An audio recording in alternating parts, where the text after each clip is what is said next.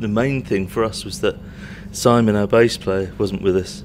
For the first time The Cure have played recently, maybe 3 times in the last 15 years. Robert Smith is a figure unlike any other in the history of rock music. With his tangled hair, black-rimmed eyes, and a voice that echoes like a dark dream, Robert isn't just the frontman of The Cure. He is the soul of an entire lost generation. Songs like Boys Don't Cry, Love Song, and Disintegration have become anthems for those who never found their place in a noisy world. The Cure has sold over 30 million albums worldwide, and their 2018 Hyde Park concert celebrating the band's 40th anniversary moved 65,000 people to tears under the stage lights. Yet, while the world calls him the goth king and a trailblazer of post-punk and alternative rock, Robert Smith lives quietly, free of scandal, without children, without noise, as if fame was never the goal. An artist once expelled from high school for being too influential, who got into backstage fights during a European tour, and who was once mistaken for a racist because of a misunderstood song title, Robert is also the man who stayed with his first love for over 50 years and never left The Cure, no matter who else did. Even as he nears 70, he still stands on stage, his life a sad, deep, hazy, and beautiful song no spotlight can fully capture. What made a teenager once beaten for being different become a global cultural icon? What lies behind the smudged lipstick, the wild hair, and that dreamy stare? Robert Smith was born in 1959 in Blackpool, England, but his childhood was far from rooted in any one place. His family moved frequently, from Blackpool to Helley, and finally to Crawley, West Sussex, the town that would later become the birthplace of The Cure.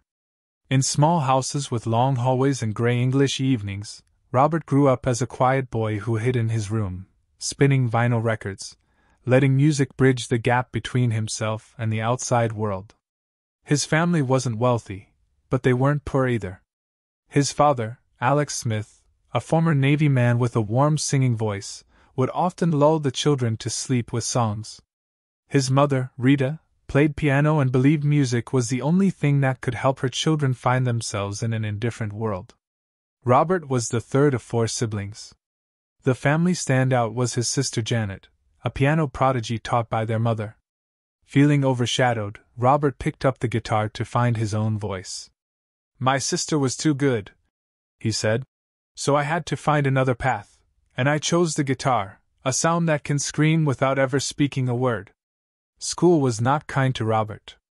He clashed with rigid norms and once got beaten after class for wearing a black velvet skirt, a bold act of self-expression in the 1970s that teachers dismissed as a rebellious phase. To his classmates, it was a reason to treat him like an outcast. These moments didn't break him. They pushed him further inward, deeper into music, which became his only safe space. In 1976, while studying at St. Wilfrid's Comprehensive, Robert and his band Malice performed at a school Christmas event.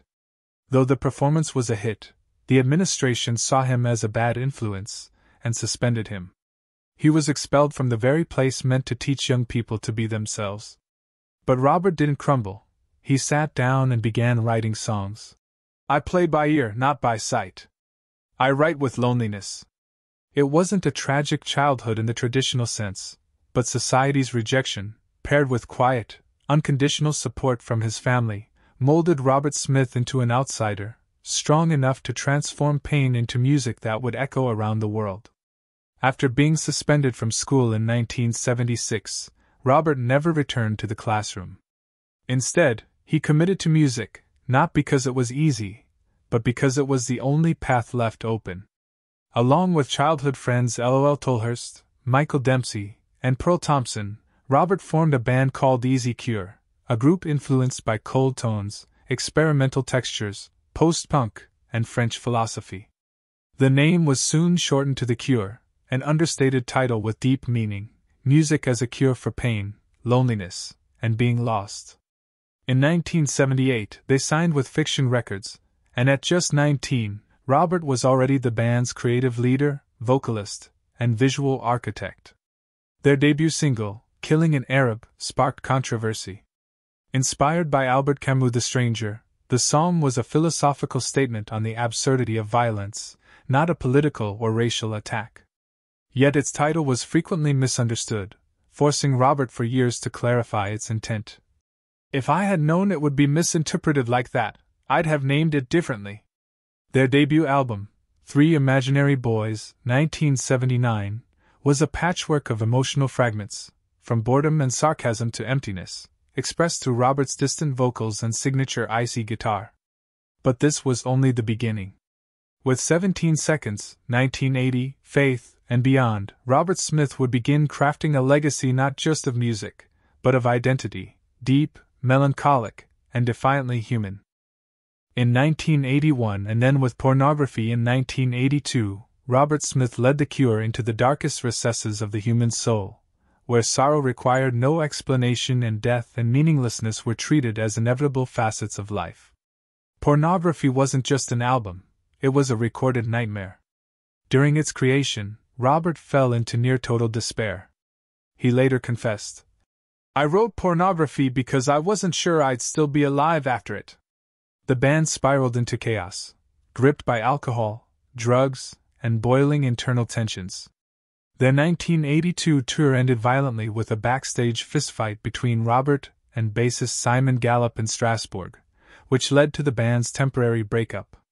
The Cure, after just 3 albums, seemed to have burned out. Yet in the ruins, Robert didn't abandon music. Instead, he played guitar for Susie and the Banshees and formed a side project, The Glove, with Steven Severin. These ventures helped him mentally recover and expanded his artistic vision, laying the groundwork for The Cure's rebirth.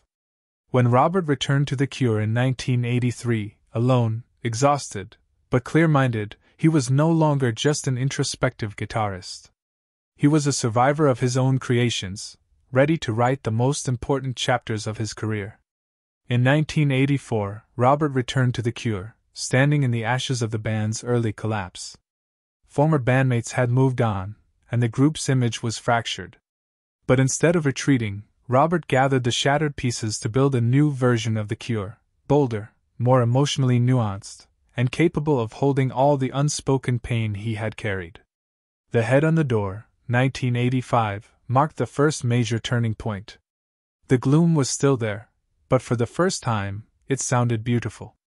Songs like In Between Days, with its bright melodies and melancholic lyrics, offered a path where sorrow could be danced to. The band gained traction in the U.S., embarking on international tours and climbing charts beyond the Gothic underground. Then came Kiss Me, Kiss Me, Kiss Me in 1987, a sprawling double album bursting with stylistic variety, from funk to ballads, shrieking guitars to whispery vocals. It was a chaotic emotional feast that mirrored Robert's inner world. The album was a breakthrough success, putting The Cure firmly on the global map. The single Just Like Heaven became an iconic hit, an enchanting love song laced with both joy and heartbreak. But it was only a prelude. In 1989, Robert released Disintegration, written at 29 as he approached the age he always feared would be his last. "I thought I'd die at 30, he admitted. "So I wrote this album as a farewell." But Disintegration was far more than a parting gift, it was a masterpiece. From the aching solitude of Pictures of You, to the ambient despair of Plainsong, to the timeless devotion in Love Song, the album was a complete expression of love, loss, mortality, and ego dissolution. It charted high on Billboard, sold over 3 million copies, and became a benchmark in popular music. Between 1989 and 1992, The Cure reached their peak. The Prayer Tour sold out globally. Robert's image, smeared lipstick, wild hair, dark eyes, became a pop culture symbol. He graced MTV, Rolling Stone, and became recognized as the face of Gothic rock. But despite the fame, Robert retreated further from the spotlight. He didn't buy mansions or create a brand out of the band. In a music industry that was becoming increasingly commercial, Robert clung to one principle: he would only write music when he had something real to say. Because of that, everything he wrote touched the deepest nerves of his audience. In a rock world defined by chaos, short-lived love affairs, scandals, and self-destruction, Robert Smith remained an exception. Since 1972, when he was just 13, he had known Mary Poole. They met at St. Wilfrid's School in Crawley, not as lovers, but as friends, slowly growing together through every stage of life. While Robert faced school suspensions, was mocked for wearing velvet skirts, and saw the Cure evolve and fall apart repeatedly, Mary remained by his side, quiet, steady, and unwavering. They became a couple in 1976, the same year the Cure formed, and married in 1988. They never had children, not out of inability, but by choice. "I can't imagine bringing a child into this world when I'm still figuring out how to survive in it myself," Robert once said. Instead, he poured his love into Mary, and into music. Love Song, the Cure's most tender ballad, was written for her, a timeless promise from a man who spent years on the road but always came home to the same woman. No scandals. No betrayal. No broken marriages. Just enduring love. Still, love didn't make Robert's life lighter. He has battled depression, anxiety, insomnia, and the alienation of being an outsider, even among other outsiders. Often, he disappeared from the public eye, emerging only in studios or on stage, where he could scream through music without having to explain the pain behind it. Robert Smith never liked the spotlight. He stood in it only because music demanded it. What he truly loved lived behind the scenes: Mary, a quiet room, a late-night cup of tea, and half-finished drafts. If the Cure is a journey, then Mary is the one constant that never changed course. And if Robert Smith never drowned in the waves of his inner storms, it's because he always had somewhere to return to, not a place, but a person. Though the Cure is one of the rare bands that has endured nearly 50 years without being tainted by drugs, arrests, or sex scandals, Robert Smith's journey was far from peaceful. In fact, his silence and refusal to publicly explain himself often led to misunderstandings and misjudgments. The first major clash came from within the band itself. In 1982, during the tour promoting Pornography, Robert and bassist Simon Gallup had a severe falling out, culminating in a physical altercation backstage in Strasbourg. It wasn't about a setlist or sound levels. It was the result of months of psychological strain, exhausting schedules, and two powerful creative egos in conflict. The Cure nearly collapsed. Robert temporarily left, and the band went silent for a year. The second rupture came from another old friend, L.O.L. Tolhurst, Robert's childhood companion and co-founder of The Cure. Once a keyboardist and later a drummer, Tolhurst's worsening alcoholism after disintegration began to damage the band's dynamic. Robert had to make the agonizing decision to dismiss him. It was heartbreaking. Robert knew what it meant to lose someone who had been there since the beginning, but he had to choose between loyalty to the past or the survival of the music. Not all conflicts came from within. From their very first single, Killing an Arab, 1978, Robert Smith was burdened with a label he never intended. Inspired by Albert Camus' The Stranger, the song was a philosophical metaphor about the absurdity of existence.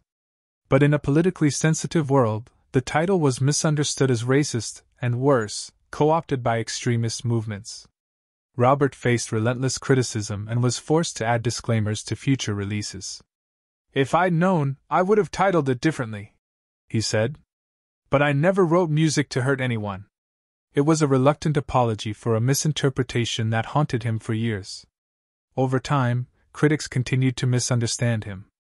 Some accused him of dressing weird for attention, claiming that the black clothes, smudged lipstick, and untamed hair were marketing gimmicks. But those critics missed the truth. Robert looked like that at 16, before the record deals, before the tours, before any fame. It wasn't an act. It was simply who he was. One of the more recent public stirrings came from Blink-182's Mark Hoppus, who recounted in his memoir Moment when Robert Smith jokingly tried to kiss him at a 2004 after-party. Though told lightheartedly and without offense, the story caused a media ripple. As always, Robert didn't respond. Perhaps he's simply grown too used to being talked about by people who don't really know him.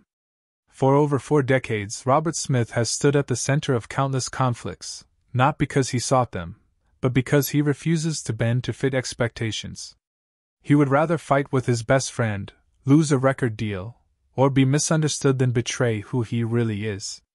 And maybe that unshakable authenticity is exactly why he's still here, standing beneath stage lights, guitar in hand, singing songs that continue to haunt listeners around the world. Robert Smith didn't invent Gothic rock, but he made it immortal. With smudged lipstick, a faraway gaze, and melodies steeped in melancholy, he redefined a sound that didn't need to scream to feel intense or be loud to feel cold.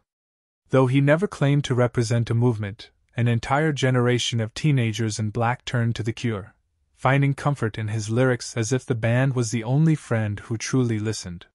His influence extends far beyond Gothic rock.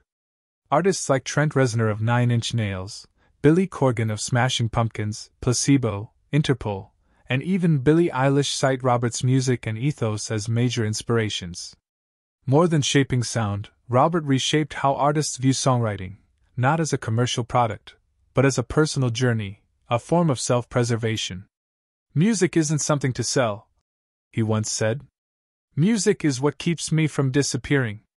In 2019, when The Cure was inducted into the Rock and Roll Hall of Fame, a reporter asked Robert if he was excited. With a deadpan face, he replied, "Not as much as you do." The moment became a viral meme, not because it was witty, but because it was honest. Pure Robert Smith, no showmanship, no pretending, no faking. Visually, he became a pop culture icon. His face appeared on t-shirts, tattoos, posters, and magazines throughout the 80s and 90s. Once mocked for his appearance, he's now hailed as a symbol of anti-conformity, a quiet rebellion expressed through stillness. His true legacy isn't just the tens of millions of albums sold or sold-out arenas.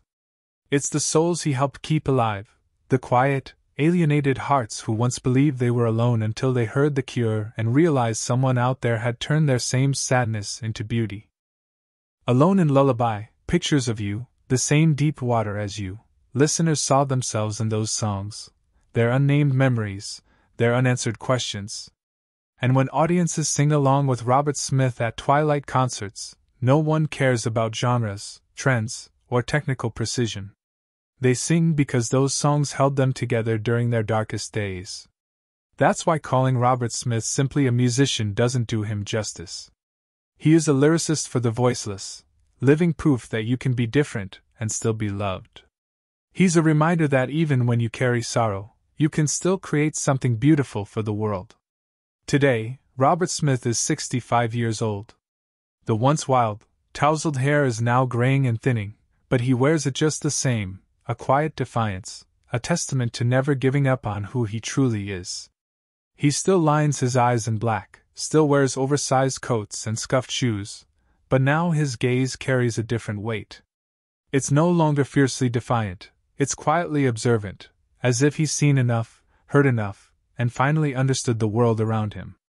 After more than 16 years of silence, The Cure returned in 2024 with Songs of a Lost World, a musical journey still filled with nostalgia, loneliness, and unanswered questions.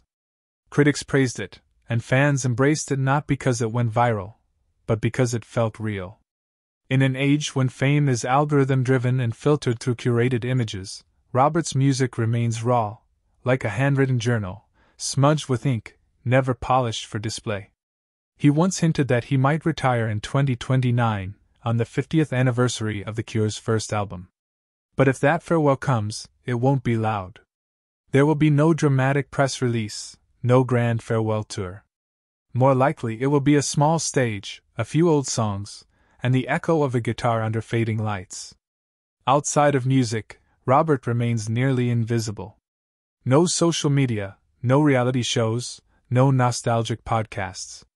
He lives quietly with his wife Mary, the only woman he's ever publicly loved, in an old house in Sussex.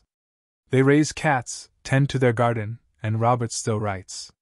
Not for fame, not for release, but simply to hold on to the parts of himself he's never shared with the world. To many, Robert Smith is an icon. But to himself, perhaps, he never tried to be anything at all. He is simply a man, lonely, honest, quiet, loyal, who chose to express pain through melody instead of words. And in doing so, he saved millions. Not every artist lives long enough to see their music transcend time. Robert Smith did, not through strategy, but through sincerity. And maybe he doesn't even need a farewell, because every time someone plays Love Song, Disintegration, or A Forest, Robert is still there, in the notes, in the darkness, in the hearts of those who once felt they belonged nowhere. Robert Smith will always be an icon, not just for the songs that made history, but for staying true to himself across nearly half a century in a world that never stopped shouting. He is a man of silence, steadfastness, gentleness, and depth, who turned loneliness into art and made darkness a refuge for millions of lost souls. He never needed noise to become great. The legacy he leaves behind isn't just music, it's empathy, loyalty, and proof that you can be yourself and still be loved. What do you think of Robert Smith's emotional journey? Which of his songs has stayed with you the most? Share your thoughts in the comments below, because every music memory is part of this story.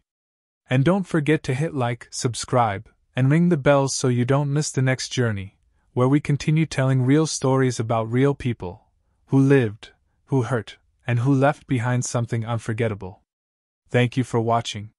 See you in the next video. Goodbye.